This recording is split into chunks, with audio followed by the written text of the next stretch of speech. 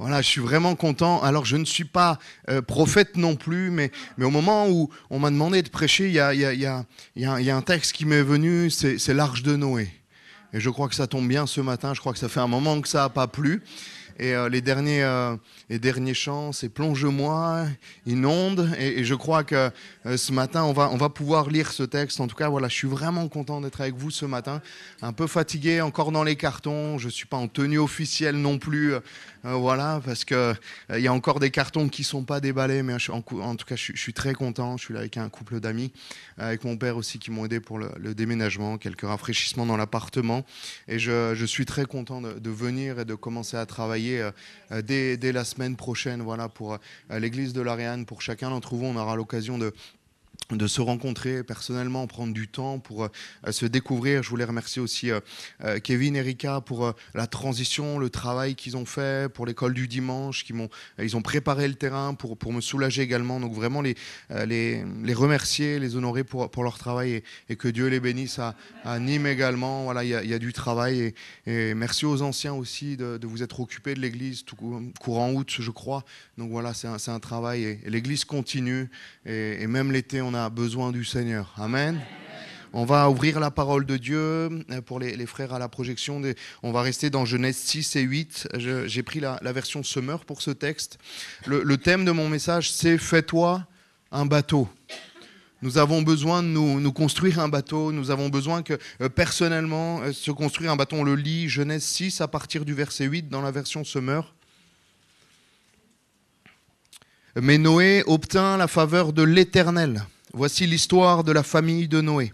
Noé était un homme juste et irréprochable au milieu de ses contemporains. Il conduisait sa vie sous le regard de Dieu. Il eut 3 fils, Sem, Cham et Japheth. Aux yeux de Dieu, les hommes s'étaient corrompus et avaient rempli la terre d'actes violents. Dieu observait ce qui se passait sur la terre. Il vit que le monde était corrompu, car toute l'humanité suivait la voie du mal.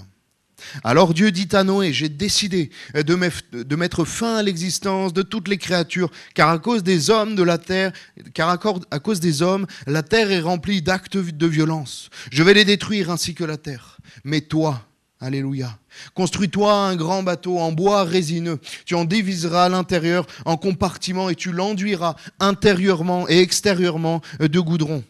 Voici comment tu le feras. Tu lui donneras 150 mètres de longueur, 25 mètres de largeur et 15 mètres de hauteur. Tu ménageras une ouverture dans le haut du bateau, un espace de 50 cm entre les côtés et le toit que tu fixeras par-dessus.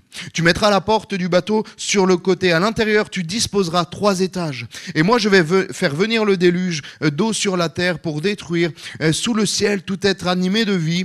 Tout ce qui est sur la terre périra. Mais j'établirai, gloire à Dieu, mon alliance avec toi et tu entreras dans le bateau. Toi, tes fils, ta femme et tes belles-filles avec toi. Tu feras aussi rentrer dans le bateau un couple de tous les êtres vivants, c'est-à-dire un mâle et une femelle de tous les animaux, pour qu'ils restent en vie avec toi. Et on dit Amen. Alléluia. J'ai pris la version Summer pour notamment l'histoire de couder en centimètres pour qu'on puisse mieux comprendre la dimension de ce bateau incroyable que Dieu a demandé à Noé de faire. Déjà, le contexte, on le voit au verset 11 et au verset 11 et 12, il nous est dit « Les hommes s'étaient corrompus et avaient rempli la terre d'actes de violence.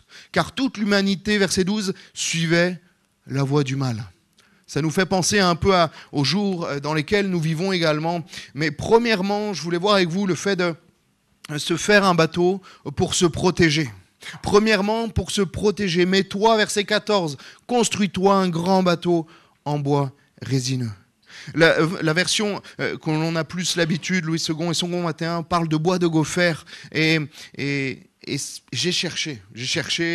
On est allé cette semaine à Castorama, mais il n'y a pas de bois de gopher. C'est un bois qui n'existe pas de manière terrestre, peut-être qui n'existe plus en tout cas. Et pourquoi ? Parce que c'est un matériau de construction. Notre bateau doit être construit non pas avec un matériel humain, mais un matériel divin. Quelque chose de spirituel. C'est un bateau spirituel que ce matin, je vous invite à construire, à même peut-être restaurer. Quelque chose qui n'est pas terrestre, mais qui est céleste. Amen. La chose la plus importante pour un bateau, c'est quoi ? C'est qu'il flotte. Jusque-là, ça va. Et qu'il soit étanche. Ne pas laisser d'infiltration, parce qu'on voit que l'eau s'infiltre partout. Même une petite goutte au fur et à mesure, après ça s'infiltrera partout. Même dans le goudron, des fois, même dans la roche, l'eau finit toujours par passer. Et nous avons besoin d'être bien étanches. La Bible dit d'être revêtu intérieurement et extérieurement. Le bateau, à l'extérieur et à l'intérieur, on va s'arrêter premièrement sur l'intérieur. Bibliquement, ça veut dire une maison, un abri. Notamment quand le Seigneur nous dit va dans ta chambre, ferme la porte et prie. Et là où tu pries, le Seigneur t'entend et le Seigneur est avec toi. Nous avons besoin d'avoir cette maison spirituelle individuelle avant même la vie d'église. Pour avoir chaque matin un temps avec le Seigneur, avoir chaque soir un temps avec le Seigneur, être revêtu de quelque chose de particulier pour être étanche. Revêtu du Saint-Esprit. Amen. Comme tu l'as reçu, nous devons le recevoir pour être étanchéifié, pour que l'eau, pour que le péché, pour que tout ce qui est mauvais ne puisse pas s'infiltrer. Acte 2, 17 nous dit, dans les derniers jours, dit Dieu, je répandrai de mon esprit sur toute chair. On a besoin de ce revêtement de puissance. Avant même d'envoyer les disciples, il leur a demandé d'attendre cela à Jérusalem. Tellement c'était important, ils avaient besoin de cela pour pouvoir continuer et avancer. Nous avons besoin d'être enduits, recouverts tout entier par le Saint-Esprit de Dieu pour pouvoir tenir bon, tenir ferme et être étanche. Amen. On voit que Noé était lui juste parmi les injustes, Genèse 7, verset 1. Puis l'Éternel dit à Noé, entre dans le bateau. Là, il l'avait déjà construit. Toi et toute ta famille, car je ne vois que toi qui sois juste au milieu de tes contemporains. Le contexte dans lequel tu vis, la ville dans laquelle tu vis, le quartier, l'immeuble, même la famille, ne doit pas être une excuse pour nous pour vivre dans le péché et dans l'immoralité. On voit que Noé était entouré de choses mauvaises, entouré de personnes qui faisaient des choses mauvaises, mais lui avait décidé de rester intègre et droit. Amen. Amen. Aux yeux de Dieu, les hommes s'étaient corrompus, la Bible nous dit, et avaient rempli la terre d'actes de violence, mais Noé, lui, était resté juste. Peu importe le contexte. Et j'entends aujourd'hui souvent dire, oui, mais c'est compliqué aujourd'hui. Ça l'est pas plus que du temps de Noé. Amen. Nous devons rester fermes, avoir cette ferme volonté de rester pur et étanche devant le Seigneur. Comment Noé a pu résister alors que toute l'humanité, il nous a dit, suivait la voie du mal? Parce qu'il était hermétique. Parce qu'il y a des choses qui ne laissaient pas rentrer dans son arche et dans sa vie. Il y a des choses qui laissaient dehors. Il y a des choses qui ne laissaient pas rentrer dans sa vie, dans son arche. Uniquement ce que Dieu demandait et permettait de faire rentrer. Amen. Il a pris uniquement ce que Dieu voulait qu'il prenne dans son arche. La Bible nous dit de veiller sur ton cœur plus que toute autre chose. Alléluia. Et nous devons veiller sur ce que nous voyons, sur ce que nous écoutons, sur ce que nous entendons, même sur ce que nous pensons. Amen. Nous devons veiller. Ça vient tellement vite. Ça prend le dessus tellement vite, comme je disais à l'église de Romans. On a besoin aussi de cette vie d'église qui nous purifie, chaque dimanche, on remet une couche d'étanchéité parce qu'on en a besoin. Hein. Chacun d'entre nous, je crois qu'on en a besoin. Et comme je disais, mais pendant le confinement, je me suis rendu compte que j'avais tellement besoin de l'église locale. 1 semaine, 2 semaines sans culte. Et là, il y avait des pensées, il y avait des paroles qui revenaient, qui n'étaient pas à la gloire de Dieu, qu'avant, je n'avais pas forcément. Et j'avais besoin, Seigneur, de retourner vraiment dans la communion fraternelle. Je crois ce matin, on s'est pris une étanchéité générale, là, comme ça, et on va pouvoir être hermétique encore 1 semaine de plus. Amen. Alléluia. Seigneur, viens nous aider. C'est, comme je vous l'ai dit, on se trouve, et je le dis avec beaucoup d'amour, mais moi le premier, on se trouve beaucoup d'excuses. C'est dur d'être chrétien aujourd'hui. C'est dur de parler du Seigneur. C'est dur de ci, de ça. C'est dur. Ouais, mais c'était dur aussi pour Noé. C'était dur du temps de Daniel quand il était à Babylone. Pour les amis de Daniel, Shadrach, Meshach et Abednego, quand ils n'ont pas plié le genou devant le roi de Babylone, c'était pas plus simple, c'était beaucoup plus compliqué que nous. C'était dur aussi du temps de la première église de Jérusalem, où Étienne s'est fait lapider. C'était compliqué aussi du temps juste après de Jean-Baptiste. C'était compliqué du temps de la Réforme en 1500 avec Luther et Calvin où ils payaient de leur vie également. C'était compliqué juste après avec les Huguenots au XVIe siècle. C'était compliqué et ça l'est encore. Mais ça ne doit pas être une excuse pour nous de tenir ferme dans la présence de Dieu, de tenir ferme dans la sanctification. Oui, c'est dur, mais je crois que le Seigneur nous équipe.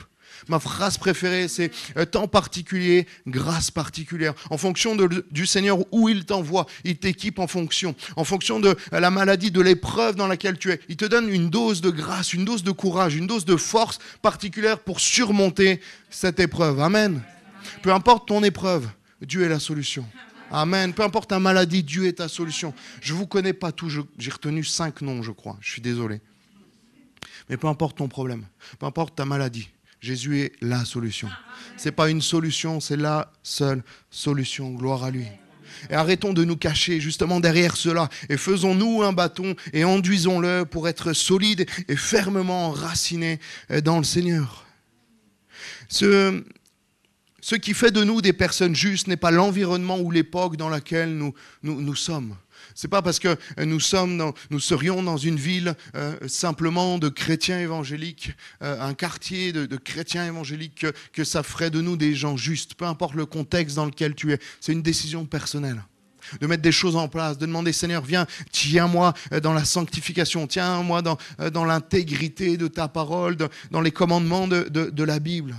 Au milieu de tes contemporains. Il a dit à Noé, il était au milieu de tes contemporains. Noé n'était pas un ermite.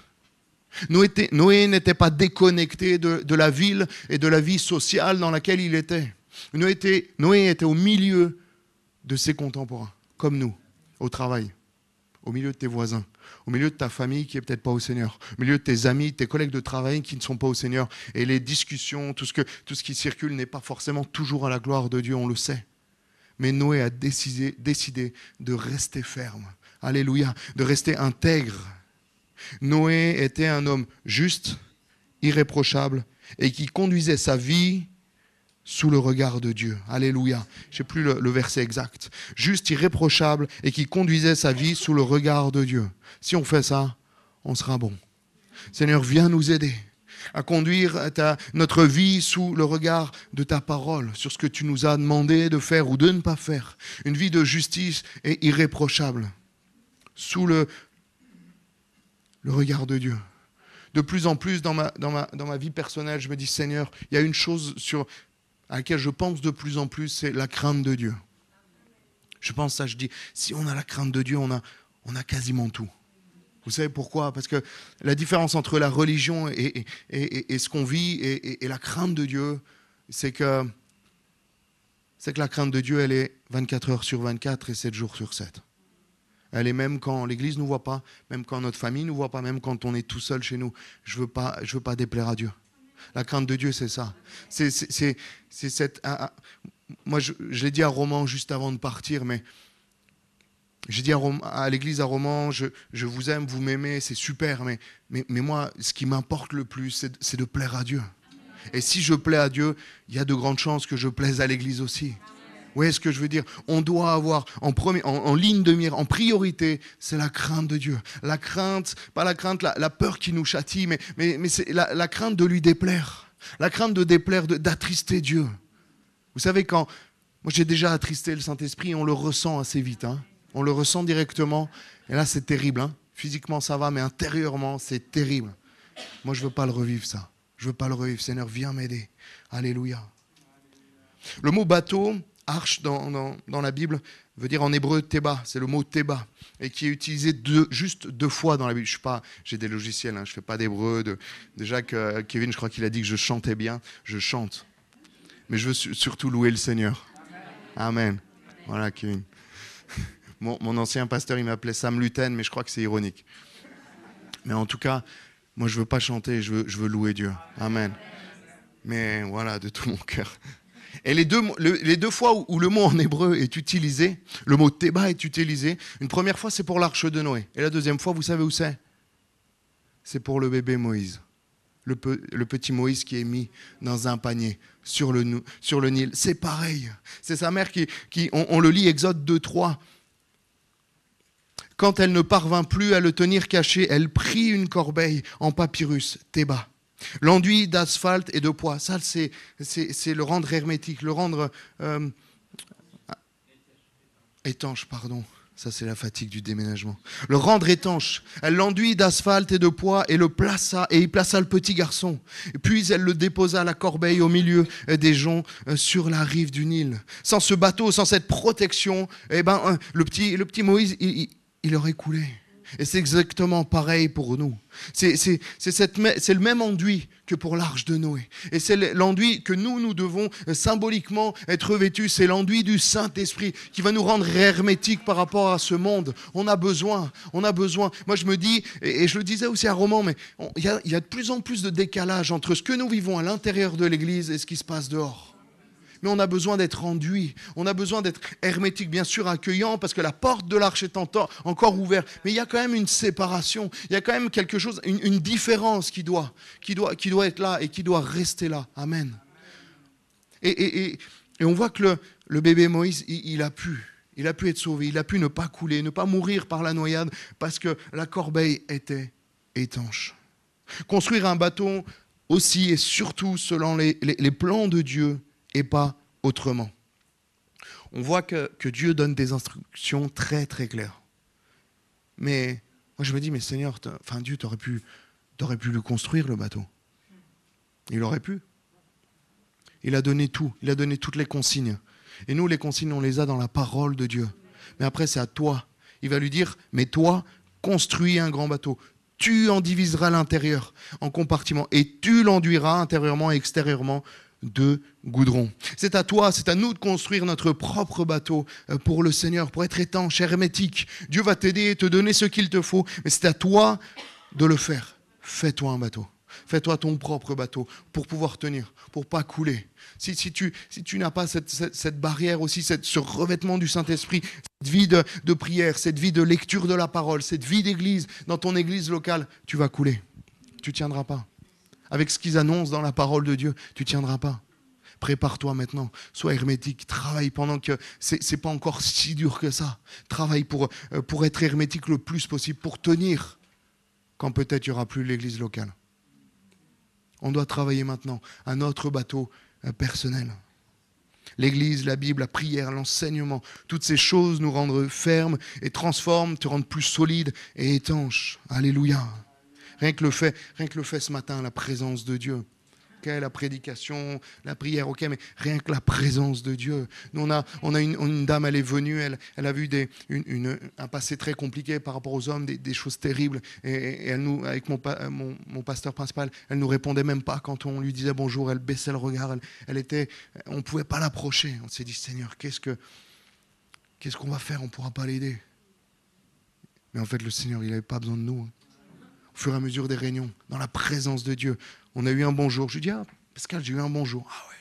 Et dimanche d'après, c'est lui, il a eu un bonjour, il était content. Son visage a changé physiquement et elle l'a restauré. À un moment donné, on a fait un appel pour le baptême du Saint-Esprit. Elle était dans la rangée avant même qu'on pose les mains sur elle, qui peut-être lui aurait fait bizarre. Elle a été baptisée du Saint-Esprit en se levant à l'appel. Alléluia. C'est ça la grâce de Dieu, la présence de Dieu. De toute façon, si on n'est pas là, Dieu utilisera des pierres ou des ânesse pour parler, pour faire. Mais il veut nous utiliser dans sa grâce. Alléluia. Le monde rentre tellement facilement dans notre vie. Excusez-moi, je bois un coup parce que...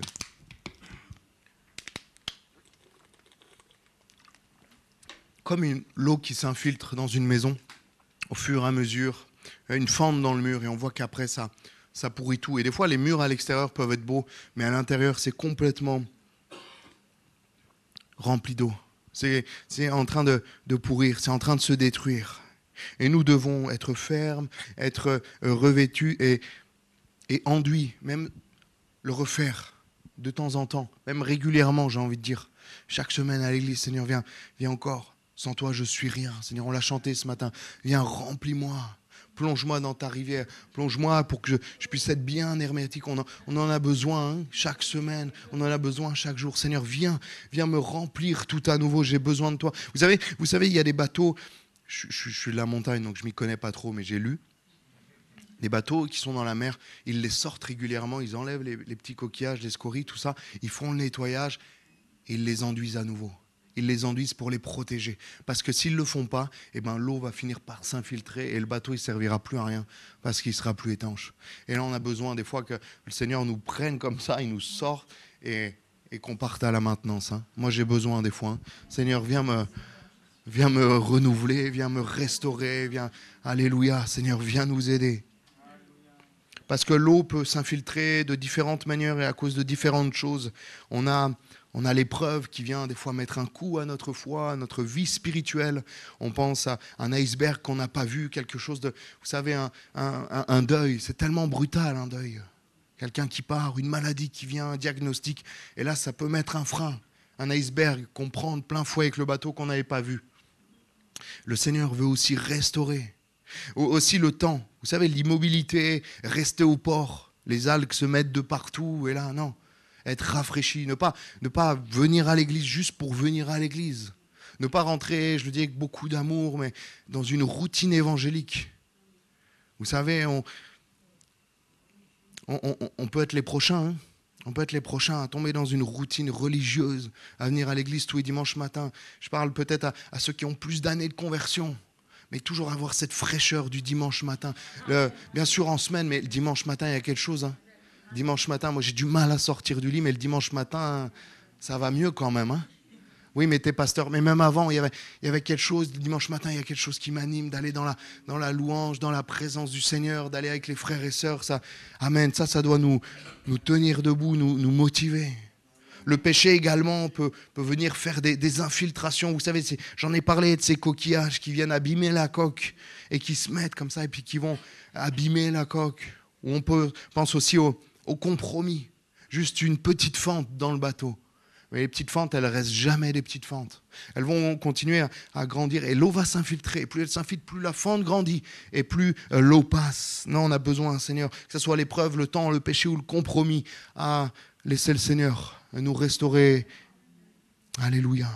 Aller à la brèche, c'est pas juste écoper dedans. Parce que vous savez, si l'eau s'infiltre et qu'on est dedans à verser, mais non, faut laisser un moment et aller à la brèche, aller à la base et laisser le Seigneur revêtir de son onction, de quelque chose de particulier, la barque. Et après, on pourra enlever l'eau qui est rentrée à l'intérieur. Et là, la deuxième partie que je voulais voir avec vous, c'est se faire un bateau pour l'épreuve. Et je vais accélérer. Se faire un bateau pour passer les tempêtes de la vie, comme c'était le cas pour Noé. 40 jours de déluge. Mais la crue, selon les spécialistes, a duré 150 jours. Impressionnant pour Noé. C'était un bateau qu'il avait fait lui-même. Il n'avait pas plu à la surface de la terre. Il n'était pas à Nice, hein, Noé. Il n'était pas à Nice. Hein. Encore, si le Seigneur te demande de construire un bateau à Nice, tu dis, ok, il y a une logique. Mais là, il était au milieu de rien. Un bateau, mais qu'est-ce que c'est? Mais pour faire quoi? Et comme Dieu a demandé à Abraham, va dans le pays que je te montrerai. Il ne savait pas où aller. Et moi, je ne sais pas si vous êtes comme moi, mais je crois un petit peu, on est tous pareils. Moi, si j'avais été Abraham, j'aurais dit, attends, quel pays? À quelles conditions? Je pars quand? Je reviens quand? Est-ce que j'aurai une maison là-bas? Tu me trouves la maison sur le bon coin et après j'y vais. Le transporteur et après j'y vais. Non, va dans le pays où je te montrerai. D'accord, ok, waouh. On voit que Noé, peut-être c'est pas marqué, mais enfin, peut-être ça s'est fait sans être marqué, mais il n'a pas négocié avec le Seigneur. Ok, on va faire un bateau. Moi, j'aurais essayé de comprendre quand même, Seigneur. Pourquoi un bateau? C'est quoi un déluge? Qu'est-ce qui va se passer? C'est quand? L'arbre, je le prends où? Non, il a... D'accord. Et ça, c'est ça la vraie foi. On voit, tu ménageras une ouverture dans le haut du bateau, un espace de 50 cm. C'est ça, hein? Entre les côtés et le toit, tu mettras la porte en... Ok, une petite fenêtre de 50 cm, c'est la seule ouverture qu'il avait. Parce que la porte a été fermée. 50 cm. Dans les étages du bas, à mon avis, il faisait nuit noire pendant les 150 jours, peut-être plus avec le déluge, si ce n'est pas compté. Vous imaginez ou pas? Et dans le nuit noir comme ça, à prendre de l'eau, là, comme on a pris ce matin, même un peu plus, je pense, parce que des fois, ça doit pleuvoir ici. Hein. Ça doit... Pas souvent, mais ça pleut fort, c'est ça? Ok. Et là, on voit qu'il avait juste une petite lucarne, une petite fenêtre comme ça, sur le haut du bateau. Peut-être qu'il voyait qu'un angle, il ne voyait pas ce qu'il y avait là, ce qu'il y avait là-bas, ce qu'il y avait derrière. Il voyait juste ça et il devait passer ses journées à la fenêtre. Et je me dis, c'est ça la foi. Parce que Dieu n'a pas dit à Abraham, n'a pas dévoilé tout son plan. Dieu n'a pas dévoilé tout son plan à Noé. Il lui a dit, fais-moi confiance. Et c'est ça, la vie spirituelle, la vie avec le Seigneur, c'est pas après pas. Vous savez, un jour, il y a un don spirituel qui m'a parlé. Et c'était une pastorale. Et vous savez ce que c'est les ponts de singes? C'est les ponts métalliques qui rejoignent deux falaises, deux montagnes. Et il y a des planches, mais on voit à travers. Et le don spirituel disait, il y a un grand brouillard et tu vois juste pas après pas. Avec le Seigneur, c'est ça. Avec le Seigneur, on ne voit pas 5, 10 ans plus tard. On voit juste un pas après l'autre. Des fois, on fait une semaine. Des fois, on voit pour le jour même. Des fois, on voit à l'heure même. On ne sait pas ce qui va se passer après. On est dans l'angoisse. Mais le Seigneur dit, ne crains pas. Fais-moi confiance. Des fois, on voit juste avec... Moi, je vois des fois, dans le ministère, dans ma vie personnelle, j'ai juste cette petite fenêtre de 50 cm et je ne vois pas ce qui se passe à gauche, pas à droite, pas derrière. Je ne sais pas où le Seigneur... Mais je veux lui faire confiance. Alléluia. Je veux avoir la foi de Noé. Je veux avoir la foi d'Abraham. J'en suis encore loin, mais j'aspire à ça. Alléluia. Genèse 7, 17. Il nous dit, et le déluge s'abattit durant 40 jours sur la terre. Les eaux montèrent et soulevèrent le bateau qui se mit à flotter au-dessus de la terre. Alléluia. Flotter avec le Seigneur au-dessus de la terre. Là, on prend de la hauteur. On s'élève. L'eau aussi symbolise le Saint-Esprit qui nous amène plus haut, qui nous amène plus haut et qui nous fait monter. Et plus on monte, plus on se rapproche du Seigneur. Amen. Et on est là et le Seigneur vient prendre le relais. Un peu comme... Cette prophétie dans l'Ancien Testament qui dit qui traversait le fleuve et qui a de l'eau juste aux chevilles, aux genoux et aux hanches. Et à un moment donné, voilà, on est emporté. Quand on n'a plus pied, on n'a plus pied. Et là, c'est le Seigneur qui prend le relais. Alléluia. Et on se laisse porter. C'est ça aussi la foi. C'est ça aussi, c'est accepter de plus tout contrôler comme Noé l'a fait. Le Seigneur nous porte et on voit que le bateau se mit à flotter au-dessus de la terre. Et ce qui m'a... 7,19, chapitre 7, 19, il est dit « Le niveau de l'eau montait de plus en plus, de sorte que toutes les hautes montagnes, sous tous les cieux, furent submergées. » Alors moi, je ne viens pas de la mer, mais je viens de la montagne, et je viens de la plus haute montagne d'Europe, le Mont Blanc. Vous connaissez? Et là, je me dis, même le Mont Blanc, verset 20, les eaux s'élevèrent de 7 ou 8 mètres au-dessus du sommet des montagnes qui disparurent sous le flot. Alléluia. Là, je me dis que en fait, peu importe ma difficulté, peu importe ma maladie, peu importe l'épreuve par laquelle je suis, eh ben, le Seigneur, il m'emmène encore plus haut. Alléluia. Ça ne dépend pas de ta maladie, ça dépend de la puissance de Dieu qui, elle, est infinie. Alléluia. Franchement, des fois, nous, on se fait tellement de soucis et le Seigneur, il doit se dire, mais il se fait du souci pour ça. Je suis tellement plus grand, je suis tellement plus haut, je veux tellement l'amener encore plus haut que ça. Et des fois, on regarde plus à l'épreuve qu'à Dieu. Et des fois, on grossit l'épreuve et on réduit la puissance de Dieu. On est tous pareils. Hein. En tout cas, moi, je suis comme ça. Non, Seigneur, moi, je veux dire, mais au-dessus du sommet des montagnes, des plus hautes montagnes. Alléluia. Dieu est un abri. La pluie tomba sur la terre, 7-12, la terre durant 40 jours et 40 nuits. En ce même jour, Noé entra dans le bateau, alléluia, ainsi que ses fils Sem, Cham et Japheth, sa femme et ses 3 belles-filles. Lors de l'épreuve, Dieu est notre refuge. C'est vrai, hein, quand on vient, on n'a des fois pas la tête concentrée à ça. On vient et là, on est dans la présence de Dieu et là, waouh, là on s'élève, le bateau s'envole. Et... Non, c'est beau, hein, c'était bon ce matin, là, la louange. Hein. C'est ça, c'est tellement bon la présence de Dieu. Dieu avait prévu l'épreuve, mais a donné le moyen à Noé de la surmonter. Il va t'accompagner dans l'épreuve, peu importe l'épreuve dans laquelle tu es. Il va t'accompagner. Moi, je regarde dans le rétroviseur de ma jeune vie et je me dis, mais Seigneur, je me suis beaucoup inquiété, mais tu as toujours été fidèle. Tu as toujours été fidèle. Même quand je pensais que tu m'avais abandonné, même quand je pensais que c'était trop tard pour que tu agisses, tu agis au bon moment. Pas au mien, parce que sinon j'aurais fait beaucoup plus tôt. Mais tu as agi au bon moment et tu as été fidèle avec moi. Amen. Et enfin, la dernière partie, se faire un bateau pour aller. Amen. Extérieurement, on a vu l'enduit intérieur et l'enduit extérieur, ça veut dire bibliquement, c'est un peu particulier, mais ça veut dire rue, maison, campagne. C'est-à-dire que là, quand ton bateau est étanche, intérieurement, extérieurement, quand tu tiens spirituellement, quand tu ne vas pas couler, et bien là, ton rôle, c'est de naviguer pour sauver le plus grand nombre. Amen. La Bible dit que Noé, dans 2 Pierre 2,5, que Noé était un prédicateur de justice. Jésus aussi monta dans la barque. Il s'éloigna un peu de terre. Et on voit que, ensuite, qu'est-ce qu'il faisait souvent? Même quand il a appelé les disciples, le Seigneur, il a dit « Jetez vos filets ». Et le Seigneur nous amène à parler du Seigneur. C'est pas simple hein, de parler du Seigneur. Moi, j'ai eu un avantage, c'est quand on me demande mon métier, mais des fois, de passer de la météo et du Seigneur en même temps, c'est un peu brutal, quoi. Il fait beau. Vous savez que Jésus vous aime. C'est un peu...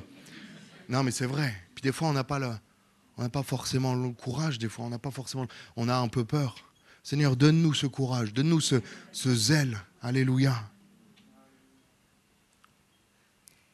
Et aussi que le Seigneur, au verset 4, il nous est dit que le Seigneur veut que tous les hommes, je crois que c'est dans 2 Pierre du coup, 2 Pierre 2, qui veut que tous les hommes soient sauvés et parviennent à la connaissance de la vérité, car il y a un seul Dieu, 1 Timothée 2,4, pardon, car il y a un seul Dieu et aussi un seul médiateur entre Dieu et les hommes, Jésus-Christ, homme. Alléluia. Et depuis notre bateau, on doit jeter le filet pour en sauver un plus grand nombre, parce que la porte de l'arche est encore ouverte. Pour combien de temps? J'en sais strictement rien. Mais plus longtemps, plus pour longtemps. C'est tout ce que je sais. Parce qu'il revient bientôt. Mais tant que la porte de l'arche est entrée et est ouverte, on doit aller inciter les gens. Mais venez dans l'arche. À un moment donné, il y aura le déluge et ça va être compliqué. Mais venez parce qu'il est un refuge, parce qu'il est la solution à tous vos problèmes. Alléluia. Dieu a demandé un bateau particulier selon sa volonté. Par contre, il y a une chose que je n'ai pas trouvé dans les consignes que le Seigneur... Vous savez, c'est très précis. 150 mètres, 200... Il y a les mètres, il y a longueur, largeur, hauteur, c'est très précis. Un peu comme la construction du temple, vous savez, c'est même les matières... Là aussi, le bois, il l'a sélectionné, il a dit tel type de bois. Comme le temple, c'est au centimètre, c'est très précis, parce que Dieu est un Dieu précis, mais il a oublié volontairement une chose, c'est le gouvernail. Il n'y a pas de gouvernail. C'est pas un volant hein, dans le bateau. Mais il n'y a pas de volant, il n'y a pas de gouvernail pour diriger, pour conduire ce bateau. Pourquoi? Parce que c'est lui qui dirigeait ce bateau. C'est lui qui dirigeait le bateau où il voulait, quand il voulait et à l'endroit où il le voulait. Alléluia. C'est tellement beau, je me dis... Alléluia. Genèse 7, 18, les eaux montèrent et grossirent jusqu'à former une masse énorme et le bateau dériva sur les flots. Et on voit que le bateau, il dérivait selon la volonté de Dieu. Et des fois, tu as l'impression, j'ai l'impression des fois que ma vie, elle dérive et je me dis, Seigneur, mais où est-ce que je vais? Le Seigneur est au contrôle. Le Seigneur est au contrôle. Alléluia. Ça fait du bien de se le rappeler. Seigneur, peu importe où je vais, si même, vous savez, il y a les vagues qui tapent la coque du bateau, il y a des fois, ça passe même par-dessus. Je vois des reportages, des fois, les chalutiers. Moi, j'ai un peu la phobie des fonds marins. Quand je nage, je ne peux pas nager en pleine mer parce que j'aime bien la plongée, voir les coquillages, tout ça, c'est joli. Mais quand je nage et je ne vois pas ce qu'il y a en dessous, je ne suis pas bien. Voilà, vous pourrez me taquiner avec ça, c'est pas grave. Mais je me dis, et des fois, il y a les chalutiers, on les voit, il y a la tempête, ils partent dans la vague, elle part pas dessus, et puis ils ressortent. On a l'impression, là, je me dis, à chaque vague, je me dis, là, il ressort pas, et il ressort à chaque fois. Amen. Parce que même si ça fait du bruit, même si c'est impressionnant, le Seigneur est là et il est au contrôle. Alléluia. Si tu lui as donné les clés du bateau, j'ai envie de dire, c'est lui qui le dirige. Amen. Et enfin, avant de terminer, on va demander au Seigneur de sa grâce. Pourquoi? Parce que avant d'entrer dans le bateau, il a fait quelque chose avec Noé. Il a fait une alliance. Il nous a dit, mais j'établirai mon alliance avec toi et tu entreras dans le bateau. Et pour que l'alliance soit valable, il faut monter dans le bateau. Et j'ai envie de dire, même pour monter dans le bateau, il faut que l'alliance soit valable. On doit faire une alliance, on doit faire une association avec le Seigneur pour pouvoir rentrer dans le bateau. On va fermer nos yeux, on va prier courtement et on va demander au Seigneur sa grâce. Seigneur, merci. Sing his praise aloud. Sing his praise.